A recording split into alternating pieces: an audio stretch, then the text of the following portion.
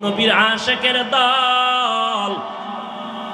এই মক্কার মানুষ খারাপ হওয়ার প্রধান কারণ এরা মুরব্বি পায় নাই।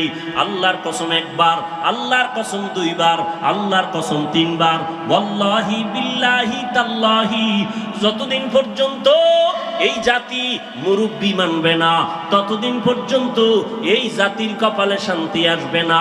বর্তমান দুনিয়ায় এই উম্মতের মুরব্বি একমাত্র উলামায়ে আহলে হক। এদের বিরুদ্ধে যদি যায় এদের পতন হবে মরার আগে, সেদিন বেশি দূরে না।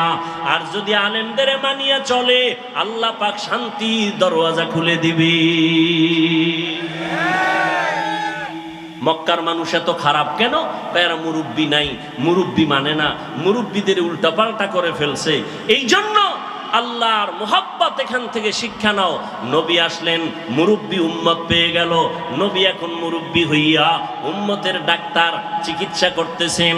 উম্মতের সুন্দর চিকিৎসা করার জন্য প্রধান কারণ হলো, প্রথম কাজ হলো সুন্দর ব্যবহার। নবী এমন সুন্দর ব্যবহার দিয়েছেন, মক্কার মানুষ নবীর আশেক হয়ে গেল। দুশ্মনেরাও যদি গালি দেয় কিন্তু পেছন থেকে নবীরে মোহাব্বত করে। যেই মুহাম্মদ এত সুন্দর ব্যবহার, 63 বছর হায়াতে আমার নবী একটা মিথ্যা কথা জীবনে বলেন নাই। কেমন একজন নবী পেয়েছো যেই নবীর জীবনে কোনো মিথ্যা কথা নাই?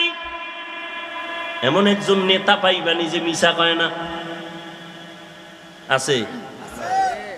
মোবাইলটা ঘরের মধ্যে কানে লাগায় ঘরে থাইকা ওকে আমি জমি নেই নাই, আছে না নাই? বর্তমান মিথ্যার ফ্যাক্টরি হলো মোবাইল। আল্লাহ মিথ্যা থেকে হেফাজত করেন। এমন মায়ার নবী আমার জীবনে একটা মিথ্যা কথা বলেন নাই। কেমন নবী আমার, যেই নবী কোনোদিন কাউকে একটা গালি পর্যন্ত দেন নাই।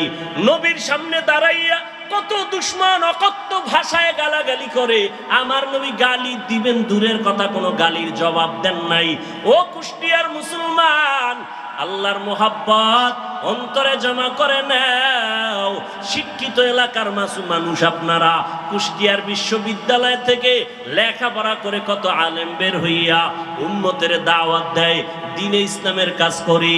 ও কুষ্টিয়ার মুসলমান, ভালো করে বুঝো, কেমন নবীর আদর্শ পাইলা যে নবী একটা মিথ্যা কথা বলেন নাই। তুমি আমি কেন মিথ্যা বলবো ইচ্ছা করিয়া? কেমন নবী আমার যেই নবী একটা গালি কাউকে দেন নাই, গালির জবাব দেন নাই। আরো আশ্চর্য কথা হলো, মায়ার নবী আমার কারো দিকে চোখ গরম করে